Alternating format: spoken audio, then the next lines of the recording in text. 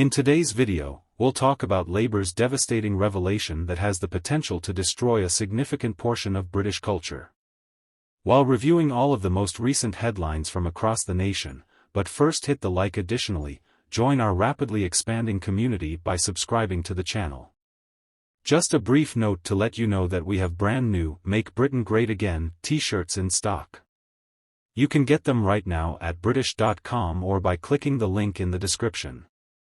Labour MPs have issued a strong warning that new legislation currently being debated in Parliament could endanger the traditional British pint, a cornerstone of pub culture and national identity. The Product Regulation Bill, which is intended to review alcohol measures, has alarmed lawmakers who fear it could give future governments the authority to reduce drink sizes under the guise of regulation. The main concern is that the bill's broad provisions could pave the way for the replacement of the beloved pint with smaller measures. MPs and peers have expressed outrage over this and are demanding that protective measures be inserted to the law to guarantee that the pint remains untouchable. Among the most outspoken critics speaking to his peers in the House of Lords, former Minister Lord Sharp has offered a strong caution over the possible abuse of the bill's powers.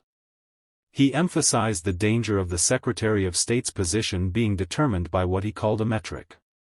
Maniac, someone who could disrupt the traditional pint by using the law. His worries center on the potential replacement of the pint by the Australian schooner, a smaller ship that he characterized as a monstrous vessel that is just too big for a reasonable sherry but too small for a sensible beer. Lord Sharp vividly depicted a future in which some snoopy busybody might choose to regulate drink sizes in the name of advancing public health. He cautioned that it is easy to envision a situation in which a nanny-state approach imposes changes that undermine our traditions while claiming that they are for our own benefit. This would not only be an assault on individual liberty but also an insult to the cultural significance of the pint. The government has attempted to reassure critics by appointing a spokesperson to say that draft beer and cider pints are still an integral part of our national identity and that there are no plans to change this, but many people are still dubious. Critics of the bill contend that its wording leaves too much room for interpretation and possible exploitation, raising concerns about what might occur under a future administration less dedicated to upholding tradition. As a proud supporter of British traditions, this debate really bothers me. The pint is a representation of shared experiences and community heritage more than just a measurement of beer. It symbolizes the core of British pub culture, a custom that has united people for generations. A betrayal of our history and an unneeded capitulation to a developing culture of micromanagement would result from diminishing its importance in favor of lesser, less significant actions. The idea that a treasured custom would be in danger because of legal gaps or overbearing health regulations seems excessive, even though public health is unquestionably vital. It is also critical to find a balance that respects individual preference and cultural history. This isn't just about drink size, it's about the gradual erosion of liberties and the propensity to enact laws that alienate regular people. The Product Regulation Bill in its current form appears to completely miss that balance. Such actions run the risk of creating animosity instead of transformation. The debate surrounding this legislation is about more than just beer. It's about whether we want to be a nation that respects its traditions and has faith in its people, or one that insists on controlling even the smallest aspects of daily life for the sake of our culture, our pubs, and our pints. Parliament should take decisive action to protect the pint and ensure that it continues to be a fixture of British life for generations to come. Parliament must exercise caution and make sure that no laws compromise what is a national treasure and a practical measure. Tell me what you think about this in the comments section of other news. Shadow Construction Secretary Kevin Holland has harshly criticized Labour's ambitious goal of building 1.5 million new homes in 5 years, stating that the proposals will destroy rural communities and greenbelt land for construction. Target, one of Starmer's 6 major milestones, has raised questions because to its disproportionate effect on countryside communities. Speaking to the media, Holland Rakes stated that the plans will address local complaints around development sites by driving a coach and, if you wish, a bulldozer. 1.5 million dwellings, much of which will be constructed in rural green belt areas. London targets will be lowered.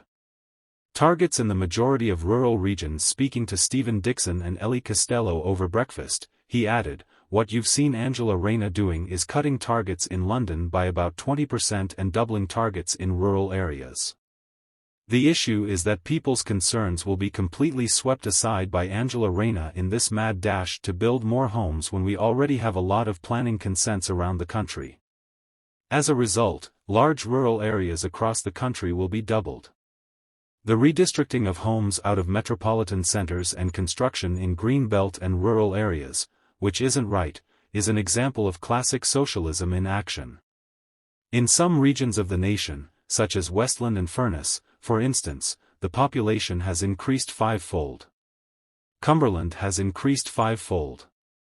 Given that we know there is a housing demand in big urban regions, how can North Yorkshire see a threefold increase while London sees a 20% cut? Yes, build more homes, but make sure to do so in the right locations and with democratic approval. We are very concerned about the government's plans to completely disregard local democratic consent. They will say that council members will not be able to review a new large housing development in their area, which is the reality. They will build these homes without democratic approval. This is what we heard in Parliament this week in response to an urgent question we asked ourselves.